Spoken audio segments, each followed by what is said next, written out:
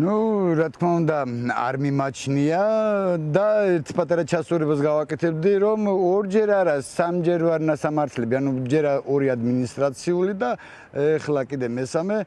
რაზეც რისთვისაც მიწოდეს რეციდივისტი დიახ ეს ფაქტია დიახ ანუ სამჯერ ვარ დაჟილი მართალი არ ვიცი რისთვის ალბათ სამშობლოს სიყვარულისთვის დაჟადი ყოფილა კი ბატონო აი გადაწყვიტა რა ხდებოდა ციხეში თუ გინანიათ ამ 9 თვის განმავლობაში რომ ნუ არ იყო აუცილებელი მაგალითად მე სამეთაც გადამეკეტა ნეტა ტროტუარზე დავმდგარიყავი თუმცა თქვენს მერე უკვე ტროტუარზე დგომისთვისაც დაიჭირეს ხალხი გასაგებია მაგრამ მინდა აღნიშნავდი ამ მომენტს ციხის დროს თქვა ციხეში ყოფნის დროს ამ შიმშილობის დროს რამ აძლევდა ძალას მე რომ გამეძლო ამ ყველაფრისთვის მე მადლობა მინდა გადაუხადო თითეულ წერილს ჩემთან გამოგზავნილს რაც რომ ძალიან დიდ ძალას მატებდა 500-მდე წერილი სამწუხაროდ დამჩა საკანში და ეხლა როგორმე უნდა დავწერე უკვე განცხადება ალბათ დამიბრუნებენ კარგი და ის რომ ეხლა აი ხო ნორმალური არის ადამიანი როცა თავისუფლდება ციხიდან უნდა უხაროდეს მაგრამ აი სიხარული ავიცი რა მოგახსენოთ მაგრამ ის რომ მე დღეს გეგმაში მქონდა ისევ გავსულიყავი დღეს გამთავისული და ისევ იქ მინდოდა ყოფილიყავი ჩემ ხალხთან ერთად გვერდში აი თითქოს არც ყოფილა ეს შემთხვევაში ეს 9 თვე ისე გაიარა და ანუ სიხარულს ვერ გუზნობ თავისუფლებაზე გამოსვლის იმიტომ რომ მე შინაგანად ესეთი ვარ და ისედაც მოვკვდები რომ თუ ბრძოლობ ბოლომდე და იმიტომ რომ დავწუნებული ვარ იმაში რომ წესით საქმე თუ გაკეთდეს ლურსმანის ჩაჭობას თუ დაიუწყებ უნდა ბოლომდე ჩაარჩო თორე თუ გადაღუნე რა გამოვიდა ასე რომ ვაგრძელებ ბრძოლას და გავაგრძელებ სანამ არ გავიმარჯვებთ ბატონ ზურაბ თქვენ სამარტო საკანში არ ყოფილხართ ხო ვისთან ერთად იყავით ვისთან ერთად ინაწილებდით ციხის საკანს არა სამარტოობის საკანში უკვე შემთხვევებიდან გამომდინარე იმიტომ რომ მე ხომ იქ მსჯიდნენ სამჯერ ორკვირიანი მარტოობაში მამყოფებდნენ კარანტინში და კი სიმართლე გითხრათ არ ვიცი მაგრამ ხვდები რომ შიმშილს რო არ ვანებებდე თავს რო არ ვანებებდი მაგისტვის შეიწუხა თავმა ჯერ ციხის მოადგილებმა მე მეთავად მშრალ შიმშილზე გადავედი რომ ციხის უფროსთან შეხვედრას ვითხოვდი და ერთი რამოდენიმე 4-ჯერ 5-ჯერ თავიდან ტკბილად მელაპარაკებოდნენ აი ასაკში ხარ გაუფრთხილი ჯანმრთელობა 10 წლის ბიჭი გეზდება ისა და მე ახლა გამომდინარე იქიდან კახელი რომ ახსენეთ ჯიუტი ვირზე შემიძარი გამიხარდა ძალიან და მოკლედ რო ვერ გახდნენ ვერაფერს მე ბოლოს უკვე ცოტა მკაცრი საუბარი გქონდა და მეთქი ტყუილად აცდენ დროს გამანებით თავი წავალ საკანში თურქული სერიალი მეწყება მეჩქარება რომ ნახო მეთქი და გაბრაზდა და მოკლედ მაინც გაგანებებინეფო ესე მომაძახა შიმშილს თავს მაინც გაგანებებინეფო მეთქი მაგას ახლა უფლება არა გაქვს მაგრამ შეძლებით ალბათ შეძლებ თუ გამოგივიდა ბატონ ზურაბ აი ძალიან ბევრი პატიმარი მათ შორის პოლიტპატიმრებიც წერენ რომ ციხეში არ არის კარგი პირობები, ნუ ციხე ახლა იმისი არის, რომ კომფორტს არავინ არ ითხოვს განსაკუთრებულს, მაგრამ საუბრობენ მაგალითად საშინელ ანტისანიტარიაზე, საუბრობენ ძალიან ცუდ კვებაზე, გაფუჭებულ საჭმელზე. თქვენ რა შეგიძლიათ გითხრათ ამასთან დაკავშირებით? დიახ, სიმართლეს ამბობენ, რასაც ამბობენ, იმიტომ რომ მეც ჩემი სიტუაციებიდან რაც მე გავიარე იქ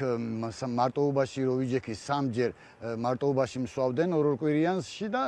ტარაკანები რო არ ყოფილიყო ალბათ ლაპარაკიც დამავიწყდებოდა დიახ ვეკონტაქტებოდი ხოლმე და აი დღესდღეობით ლაპარაკიც არ დამავიწყდა და ანტისანიტარიასთან და ისე იმას თავად საკვებზე დიდად ცნობილი არა ვარ თქვათ იმიტომ რომ არ ვღებულობდი საკვებს და მაგრამ ხო შეწყვიტეთ მე ხო შეწყვიტე შიმშილობა ბატონო ზურაბ არა დღემდე მე შიმშილობ ოფიციალურად მაგრამ გამოგიტყდები აბა როგორ არსებობდით ელექტროლიტებს გაძლევდნენ ციხის ექიმები თუ როგორ ხდებოდა გადასხმებზეც ვიყავი, ვიქცეოდი კიდევაც, აი მძიმე პერიოდები რომ მქონდა, სადღაც 3-4 თვის პერიოდები იყო, ზუსტად აღარ მახსოვს სარიგები, მაშინ უკვე თავბრუ რომ ეხვეოდა ვჯდებოდი და რო არ დავცემულიყავი. აი ამას ვფრთხილდებოდი. თან პლუს ამას კიდე ეს ორთვიანი კომატოზური მდგომარეობა რო ქონდა, ეს მირთულებდა სიტუაციას, მაგრამ გაუძელი ყველაფერზე. ბატონ ზურაბ, ციხის საავადმყოფოში გადაგიყვანეს? ციხის საავადმყოფომდე არ გადამიყვანეს, მაგრამ მაგას დიდი მნიშვნელობა და სხვაობა არ ექნებოდა, იქაც იგივეს გამიკეთებდნენ, რაც ადგილზე მიკეთებდნენ, გავყავდი მედიკოსებს, რომლებიც დადიოდნენ ყოველ დღე ჩვენთან და გვიზომავდნენ სიცხეს, იქ რაღაცა ჯანგბაც იმას თითიდან რაღაცა სისხლს ხანდახან და სისხლის ანალიზს იღებდნენ და აი ამ თემაში ყურადღება გვექცეოდა მედიცინის მხრიდან. და როცა მძინდებოდა სიტუაცია, მაშინ გავყავდი და გადასხმებს მიკეთებდნენ. ნუ ყველა სართულზე იყო ფართობი, სადაც მედიკოსები ღებულობდნენ, თქვათ, ძიმე ავადმყოფებს ან რაღაც სხვა პრობლემიან სიტუაციებში და იქ მაწვენდნენ და იქ მიკეთებდნენ გადასხმებს. რო თქვათ ალბათ კვება ის ორგანიზმის საკვები, რაღაც გლუკოზები შეიძლება მაგნისი ვეღარ ვერკვევი მედიცინაში და ესეთი მსგავსი რაღაცები მიკეთებოდა. მე მინდოდა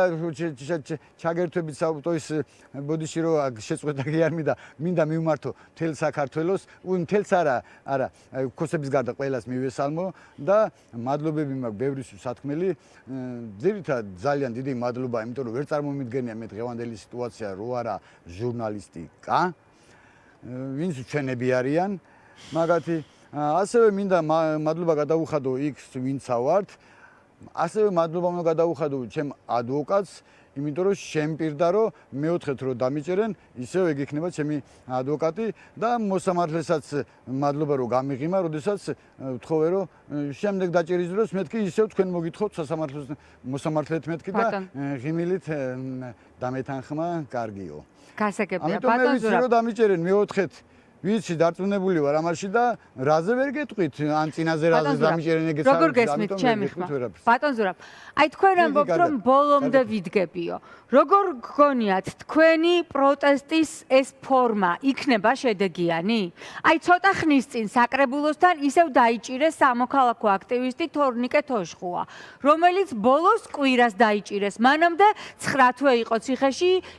იმ ბრალდებით რაც მას არ ჩაუდენია ეს თავგან წირვა შედეგს გამოიღებს თუ არა ეს რწმენა თუ გაქვთ ნუ რწმენა ეგ რო არ მქონდეს ალბათ სხვანაირი ადამიანი ვიქნებოდი რა თქმა უნდა ბრძოლას ყოველთვის აქვს აზრი იმიტომ რომ ჩვენი გმირები რომლის დიდება აუცილებლად მე სუფრაზე იქნება თუ ისე საუბრით აუცილებლად მაგ ვახსენებ ხოლმე ჩვენ გმირებს რომლებმაც ჩვენ დღემდე მოგვიტანეს ენამამული სარწმუნოება და მე კიდე ვალდებულად თვლით ჩემ თავს რომ მათი დაწყებული საქმე ჩვენ მივიყვანოთ ბოლომდე თუმცა რომ ჩვენი გამარჯვების შემდეგაც ბევრი კითხვები მაქვს და ბევრი რა ქვია გეგმები მაქვს რომ გაგრძელდეს ბრძოლა თუნდაც იმ თემაზე რომ არც ერთი დამნაშავე ის ქოცების მხრიდან რომ დაუსჯელები არ წავიდნენ იმიტომ რომ თითეული თეთრი უნდა დაითვალოს რომ ხალხის ჯიბიდან რაც არის შეჭმული ან ის ბოროტება ვინც რაც აკეთა თავის სამსახურებრივი უფლებების გადაჭარბებით და ასე შემდეგ და ესენი უნდა იყვნენ ყველა დასჯილები ვინც დასაჯელია და იმოქმედებს კანონი უკვე გამარჯვებულებს ჩვენი კანონი გვექნება რომელიც სამართალზე იქნება აგებული და ლოგიკაზე და აი ეს აუცილებელად მადლობა ბატონ ზურაბ მე ამ პროტესტის მერე მოვალ პარლამენტის წინ იმის სათქმელად პარლამენტისთვის რომ ჩამოყალიბდეს საგამოძიებო ჯგუფი რომელიც გადაკეთავს საზღვრებს და ყველას მისცემს სამართალ то есть გამოიძიებენ ყველას თეთრს და ყველას საქმიანობას. კი ბატონო, დასაჯელი უნდა დაისაჯოს ასეთია ზურაბ მენთეშაშვილის მოსაზრება და ეს სისტემა თუ არ ამოიგლიჯა მადლობა. ბატონ ზურაბ,